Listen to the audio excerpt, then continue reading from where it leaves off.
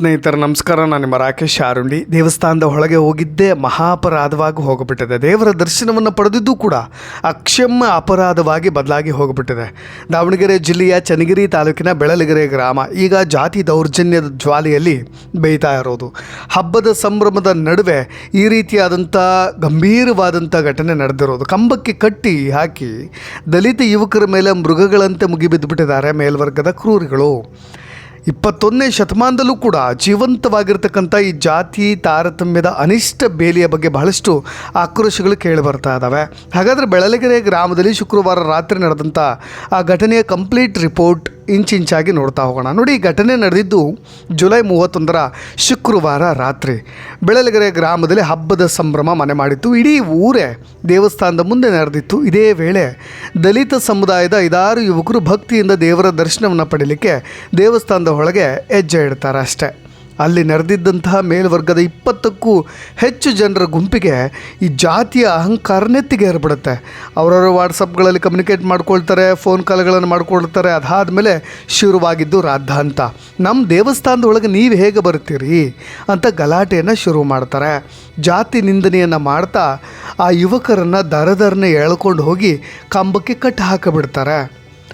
ಮೃಗಗಳಂತೆ ಹಲ್ಲೆ ನಡೆಸಿಬಿಡ್ತಾರೆ. ನೋಡಿ, ನಾವು ಜೀತ ಪದ್ಧತಿಯಿಂದ ಹೊರಗೆ ಬಂದಿದ್ದೀವಿ, ಜಾತಿ ವ್ಯವಸ್ಥೆಯಿಂದ ಹೊರಗೆ ಬಂದಿದ್ದೀವಿ, 21ನೇ ಶತಮಾನದಲ್ಲಿದ್ದೀವಿ, ಅದೆಲ್ಲ ಸುಳ್ಳು ಅನಿಸ್ಬಿಡುತ್ತೆ. ನಮಗೆ ಇತ್ತೀಚೆಗೆ ಮರಕುಂಬಿಯ ಘಟನೆ ಕೂಡ ಕೇಳಿದ್ವಿ. ಅದೇ ರೀತಿಯಾದಂಥ ಘಟನೆಗಳು ಒಂದಿಲ್ಲೊಂದು ಮತ್ತೆ ಮರುಕಳಿಸ್ತಾ ಇರೋದು. ಯಾಕೆ ಈ ಜಾತಿ ಅನ್ನೋ ಪಿಡುಗಿನಲ್ಲಿ ನಾವೆಲ್ಲರಿಗೂ ಕೂಡ ಬಿದ್ದು ಒದ್ದಾಡ್ತಾ ಇದ್ದೀವಿ ಗೊತ್ತಾಗ್ತಾ ಇಲ್ಲ. ನೋಡಿ, ಬೆಳಲಗೆರೆಯಲ್ಲಿ ಶುಕ್ರವಾರ ಒಂದು ಹಬ್ಬ ಅಂದರೆ ಊರು ಹೊರಗೆ ಎಡೆ ಇಟ್ಟು ಬರಬೇಕಾದ್ರೆ ಈ ದಲಿತ ಸಮುದಾಯದ 5-6 ಯುವಕರು ಈ ಗ್ರಾಮದ ದೊಡ್ಡಯ್ಯ ದೇವಸ್ಥಾನ ಇದೆಯಲ್ಲ ಅದಕ್ಕೆ ಹೋಗಿ ದೇವರ ದರ್ಶನ ಮಾಡಿ ಕೈ ಮುಗಿದು ಹೊರಗೆ ಬರ್ತಾ ಇರ್ತಾರೆ. ಇದೇ ವೇಳೆಯಲ್ಲಿ ಮತ್ತೊಂದು ಜಾತಿಯ ಜನರು ಅದಕ್ಕೆ ವಿರೋಧವನ್ನು ಕೂಡ ವ್ಯಕ್ತಪಡಿಸ್ತಾರೆ. ಅದು ಈ ಹಂತಕ್ಕೆ ಬಂದು ತಲುಪಿರೋದು. ಆ ಊರಿನಲ್ಲಿ ಅಜ್ಜಿ ಹಬ್ಬ ಅಂತೇಳಿ ಆಚರಣೆ ಮಾಡ್ತಾರೆ. ಅಂದರೆ ಸಿಹಿ ಅಡುಗೆ ಮಾಡಿ ಎಡೆ ಸಹಿತವಾಗಿ ಅಮ್ಮನನ್ನು ಹರಿಜನ ಕಾಲನಿಯ ಅಂದರೆ ಎಲ್ಲರೂ ಒಂದೇ ಕಡೆ ಅಮ್ಮನನ್ನು ಕೇಲ್ ತಂದಿಟ್ಟು ಪೂಜೆ ಮಾಡುವಂಥ ಒಂದು ಸಂಪ್ರದಾಯ. ನಂತರ ಅವಳನ್ನು ಒಟ್ಟಿಗೆ ಭಜನೆ ಮೆರವಣಿಗೆಯಲ್ಲಿ ಕೊಂಡೊಯ್ದು ಗ್ರಾಮದ ಗಡಿ ಭಾಗಕ್ಕೆ ಇಟ್ಟು ಬರುವಂಥ ಪದ್ಧತಿ ಶುಕ್ರವಾರ ಕೂಡ ಆಚರಿಸಲಾಗಿತ್ತು. ಆದರೆ ಅದೇ ಸಂದರ್ಭದಲ್ಲಿ ಯುವಕರನ್ನ ಕಂಬಕ್ಕೆ ಕಟ್ಟಿ ಈ ರೀತಿಯಾಗಿ ಹಲ್ಲೆ ನಡೆಸಿದ ಮಾತ್ರ ದುರಂತ. ಬಸವಪಟ್ಟಣ ಪೊಲೀಸ್ನವರು ಬರ್ತಾ ಇದ್ದ ಹಾಗೆ ಹಗ್ಗ ಬಿಚ್ಚಿ ಓಡಿ ಹೋಗಿಬಿಟ್ಟಿದ್ದಾರೆ. ನಿಮಗೆ ಯಾವಾಗ ಈ ಸುದ್ದಿ ಪೊಲೀಸ್ನವ್ರು ಗೊತ್ತಾಯಿತೋ, ಬಸವಪಟ್ಟಣ ಪೊಲೀಸ್ನವರು ವಾಹನ ಬರ್ತಾ ಇದ್ದದ್ದನ್ನು ಗಮನಿಸಿ ಕಂಬಕ್ಕೆ ಕಟ್ಟಿದ್ರಲ್ಲ ಯುವಕರನ್ನ, ಅವರ ಹಗ್ಗವನ್ನು ಬಿಚ್ಚಿ ಓಡಿ ಹೋಗಿಬಿಟ್ಟಿದ್ದಾರೆ. ನಂತರ ಹಲ್ಲೆಗೊಳಗಾದಂಥ ಯುವಕರನ್ನ ಆಸ್ಪತ್ರೆಗೆ ಕರೆದುಕೊಂಡೋಗಿ ದಾಖಲು ಮಾಡಲಾಗಿದೆ. ಸದ್ಯ ಈ ಘಟನೆಯಿಂದ ಗ್ರಾಮದಲ್ಲಿ ಬಿಗುವಿನ ವಾತಾವರಣ ಕೂಡ ನಿರ್ಮಾಣವಾಗಿಬಿಟ್ಟಿದೆ. ಅನೇಕ ಬುದ್ಧಿ ಮಾತುಗಳನ್ನು ಹೇಳೋ ಪ್ರಯತ್ನಗಳು ಕೂಡ ಆಗಿದೆ.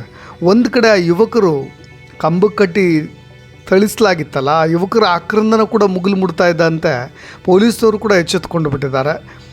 ದಾವಣಗೆರೆ ಚಿಗಟೇರಿ ಆಸ್ಪತ್ರೆಗೆ ಅವ್ರನ್ನ ದಾಖಲು ಮಾಡಿ ಈ ಸಂತ್ರಸ್ತರು ಕೊಟ್ಟಂಥ ದೂರಿನ ಬೆನ್ನಲ್ಲೇ ಬಸವಪಟ್ಟಣ ಪೊಲೀಸ್ ಠಾಣೆಯಲ್ಲಿ ಬರೋಬ್ಬರಿ 42 ಜನರ ವಿರುದ್ಧವಾಗಿ SC/ST ದೌರ್ಜನ್ಯ ತಡೆ ಕಾಯ್ದೆ ಅಡಿಯಲ್ಲಿ ಗಂಭೀರವಾದಂಥ ಕೇಸ್ಗಳನ್ನು ದಾಖಲಿಸಲಾಗಿರೋದು. ಸ್ವತಃ ಜಿಲ್ಲಾ ಪೊಲೀಸ್ ವರಿಷ್ಠಾಧಿಕಾರಿ HT ಶೇಖರ್ ಮತ್ತು ಕಂದಾಯ ಅಧಿಕಾರಿಗಳು ರಾತ್ರೋರಾತ್ರಿ ಊರಿಗೆ ದೌಡಾಯಿಸಿರೋದು. ಇಡೀ ಗ್ರಾಮವನ್ನೀಗ ಪೊಲೀಸ್ ಕಂಟ್ರೋಲ್ಗೆ ತೆಗೆದುಕೊಳ್ಳಲಾಗಿದೆ. ಆದರೆ ಪ್ರಶ್ನೆ ಇರೋದು ಒಂದೇ, ಈ 42 ಜನ ಆರೋಪಿಗಳಿಗೂ ಕೂಡ ಕಾನೂನಿನ ಭಯ ಇರಲಿಲ್ವಾ? ಯಾವ ರೀತಿಯಾಗಿ ಅವ್ರನ್ನ ಕಂಬಕ್ಕೆ ಕಟ್ಟಿದ್ರು, ಅವ್ರಿಗೆ ಯಾವ ಭಯವೂ ಕೂಡ ಇರಲಿಲ್ವಾ? ಮುಂದೆ ಈ ಹಂತಕ್ಕೆ ಹೋಗುತ್ತೆ ಅನ್ನೋ ಥರದ ಆತಂಕ ಇರಲಿಲ್ವಾ?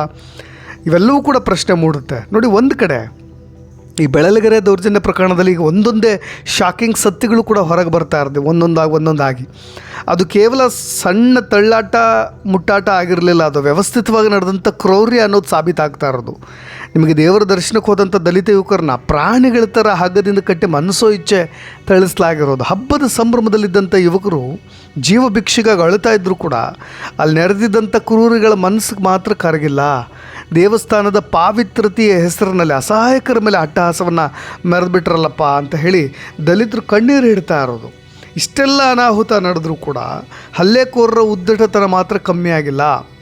ಈಗ ಹಲ್ಲೆ ನಡೆಸಿದಂಥ ಮೇಲ್ವರ್ಗದ ಜನರೇನು ಹೇಳ್ತಾ ಇದ್ದಾರೆ, ಆ ಗ್ರಾಮಕ್ಕೆ ಎಂಟ್ರಿ ಕೊಟ್ಟಂಥ ACಗಳಾಗಿರ್ಬೋದು, ಹಿರಿಯ ಅಧಿಕಾರಿಗಳಾಗಿರ್ಬೋದು, ಪೊಲೀಸ್ನವ್ರ ಮುಂದೆ ಇಲ್ಲ ಅವರು ದೇವಸ್ಥಾನಕ್ಕೆ ಬಂದಿದ್ದಕ್ಕೆ ನಾವು ಹೊಡೆದಿಲ್ಲ, ಅವ್ರು ಮದ್ಯಪಾನ ಮಾಡಿ ಗಲಾಟೆ ಮಾಡ್ತಾಯಿದ್ರು ಅದಕ್ಕೆ ಹೊಡೆದಿದ್ರು ಅಂತ ಕೆಲವೊಬ್ಬರು ಸಮರ್ಥನೆ ಕೊಡೋ ಕೆಲಸ.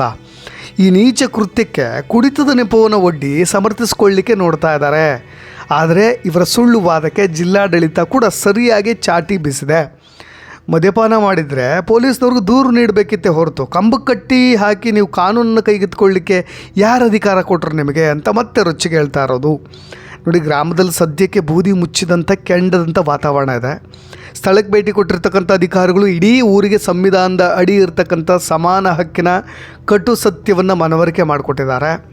ಅವ್ರನ್ನೆಲ್ಲರೂ ಕೂಡ ಮತ್ತೆ ದೇವಸ್ಥಾನದ ಒಳಗೆ ಹೆಣ್ಣುಮಕ್ಕಳನ್ನು, ದಲಿತರ ಹೆಣ್ಣುಮಕ್ಕಳು ಎಲ್ಲರೂ ಕೂಡ ಮತ್ತೆ ದೇವಸ್ಥಾನದ ಒಳಗೆ ಕರ್ಕೊಂಡೋಗಿ ಪೂಜೆ ಮಾಡಿಸಿ ಆರತಿಯನ್ನು ತೆಗೆದುಕೊಳ್ಳುವಂಥ ಒಂದು ಸಮಾನತೆಯ ಪಾಠವನ್ನು ಮಾಡ್ತಕ್ಕಂಥ ಕೆಲಸಗಳು ಕೂಡ ಆಗಿದೆ. ಅದೆಲ್ಲವೂ ಕೂಡ ನಾವೆಲ್ಲರೂ ಕೂಡ ಅದನ್ನು ಒಪ್ಕೊಳ್ಳೇಬೇಕು, ಅದನ್ನು ಸ್ವಾಗತ ಮಾಡೋಣ. ಆದರೆ ಈ ದೇಶದಲ್ಲಿ ಯಾರು ಮೇಲಲ್ಲ, ಯಾರು ಕೀಳಲ್ಲ. ಸಾರ್ವಜನಿಕರ ದೇವಸ್ಥಾನಕ್ಕೆ ಪ್ರತಿಯೊಬ್ಬರಿಗೂ ಕೂಡ ಮುಕ್ತ ಅವಕಾಶವಿದೆ, ಪ್ರವೇಶ ಇದೆ.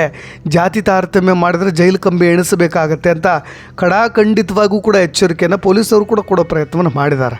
ಸದ್ಯಕ್ಕೆ 42 ಜನರ ಮೇಲಂತೂ FIR ಆಗಿದೆ. ಅವ್ರು ಯಾರನ್ನೂ ಕೂಡ ಬಿಡಬೇಡಿ, ಪ್ರತಿಯೊಬ್ಬರನ್ನು ಕೂಡ ಇದರಲ್ಲಿ ಯಾರು ಕಿಡಿಗೇಡಿಗಳಿದ್ದಾರೆ ಅವ್ರನ್ನ ಯಾರನ್ನೂ ಕೂಡ ಬಿಡಬೇಡಿ ಅಂತಲೂ ಕೂಡ ಹೇಳಿದ್ದಾರೆ. ಕೇವಲ ರಾಜಿ ಪಂಚಾಯಿತಿ ಅಲ್ಲ, ಅವ್ರಿಗೆ ಕಟ್ಟುನಿಟ್ಟಿನ ಕ್ರಮ ಮಾತ್ರ ಖಂಡಿತವಾಗೂ ಆಗೇ ಆಗುತ್ತೆ ಅಂತ. ಮತ್ತು ಈ ಪ್ರಕರಣ ಕೇವಲ ದೇವಸ್ಥಾನದ ಬಾಗಿಲು ತೆರೆಸೋದಕ್ಕೆ ಸೀಮಿತವಾಗಬಾರದು. ಹಲ್ಲೆಕೋರರ ಕಾನೂನಿನ ಅಸಲಿ ಪವರ್ ಆ ಹಲ್ಲೆಕೋರರಿಗೆ ಗೊತ್ತಾಗಬೇಕು ಅನ್ನೋ ನಿಟ್ಟಿನಲ್ಲೂ ಕೂಡ DCಗಳು ಮಾತನಾಡ್ತಾ ಇದ್ದಿದ್ದು. ಕಂಬಕ್ಕೆ ಕಟ್ಟಿ ಹಾಕಿ ಅಟ್ಟಹಾಸ ಮೆರೆದಿದ್ದಂಥ ಈ ಜಾತಿ ಅಂಧಕರಿಗೆ ಪೊಲೀಸ್ನವರಿಗೆ ಅಸಲಿ ಕಾಕಿ ಇಂಪ್ಯಾಕ್ಟನ್ನು ಕೂಡ ತೋರಿಸ್ಲಿಕ್ಕೆ ಮುಂದಾಗಿದ್ದಾರೆ. ಪ್ರಕರಣ ದಾಖಲಾದ ಬೆನ್ನಲ್ಲೇ ಆಡಳಿತ ಯಂತ್ರ ಕೂಡ ಫುಲ್ ಅಲರ್ಟ್ ಆಗಿದೆ. ತಲೆಮರೆಸಿಕೊಳ್ಳಿಕ್ಕೆ ಪ್ರಯತ್ನಪಟ್ಟಂಥ ಪ್ರಮುಖ ಆರೋಪಿಗಳನ್ನು ಪೊಲೀಸ್ನವರು ವಶಕ್ಕೆ ಪಡೆದಿದ್ದಾರೆ.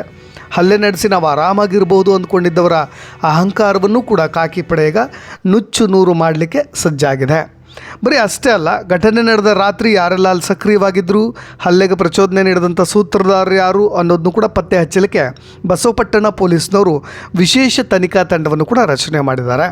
ಸ್ಥಳೀಯರು ಮೊಬೈಲ್ನಲ್ಲಿ ಚಿತ್ರೀಕರಣ ಮಾಡಿದಂಥ ವಿಡಿಯೋ ತುಣುಕುಗಳನ್ನೇ ಪ್ರಮುಖ ಸಾಕ್ಷ್ಯವನ್ನಾಗಿ ಈಗ ಬಳಸಿಕೊಳ್ಳಲಾಗ್ತಾ ಇದೆ. ಇತ್ತ ಮೇಲ್ವರ್ಗದ ಕೆಲವು ಮುಖಂಡರು ಪ್ರಕರಣವನ್ನು ರಾಜಿ ಸಂಧಾನದ ಮೂಲಕ ಮುಚ್ಚಿ ಹಾಕಲಿಕ್ಕೆ ತೆರೆಮರೆಯ ಕಸರತ್ತು ನಡೆಸ್ತಾ ಇದ್ದಾರೆ.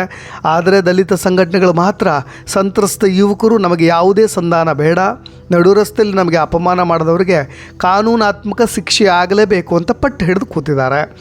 ಇದು ಕೇವಲ ದಾವಣಗೆರೆ ಒಂದು ಬೆಳಲಗೆರೆ ಗ್ರಾಮದ ಕಥೆ ಅಲ್ಲ, ಇಡೀ ಸಮಾಜದ ಮನಸ್ಸಿಗೆ ಹಿಡಿದಂಥ ಕೈಗನ್ನಡಿ ಅಂದರೆ ತಪ್ಪಾಗೋದಿಲ್ಲ.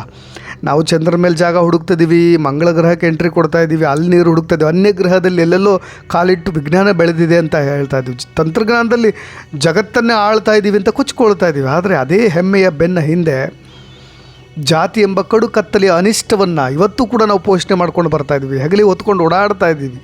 ದೇವಸ್ಥಾನದೊಳಗೆ ಮನುಷ್ಯ ಹೋದರೆ ಮೈಲಿಗೆ ಆಗುತ್ತೆ ಅನ್ನೋ ಈ ವಿಕೃತ ಮನಸ್ಥಿತಿ ಕೊನೆ ಯಾವಾಗ? ಸೃಷ್ಟಿಕರ್ತನಾದ ದೇವರಿಗೆ ಇಲ್ಲದ ತಾರತಮ್ಯ, ಅದೇ ದೇವರ ಹೆಸರಿಟ್ಕೊಂಡು ಮೆರೀತಕ್ಕಂಥ ಈ ಜನರಿಗೆ, ಈ ನೀಚರಿಗೆ ಯಾಕೆ ಅನ್ನೋ ಪ್ರಶ್ನೆ.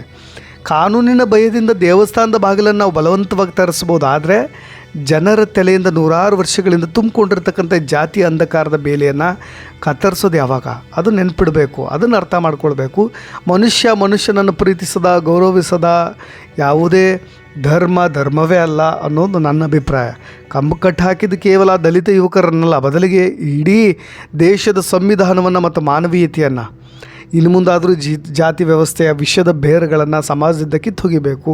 ಬೆಳಲಗೆರೆಯ ಹಲ್ಲೆಕೋರಿಗೆ ಸಿಗುವ ಕಠಿಣ ಶಿಕ್ಷೆ ಇಡೀ ರಾಜ್ಯದ ಜಾತಿವಾದಿಗಳಿಗೆ ಒಂದು ಪಾಠವಾಗಬೇಕು.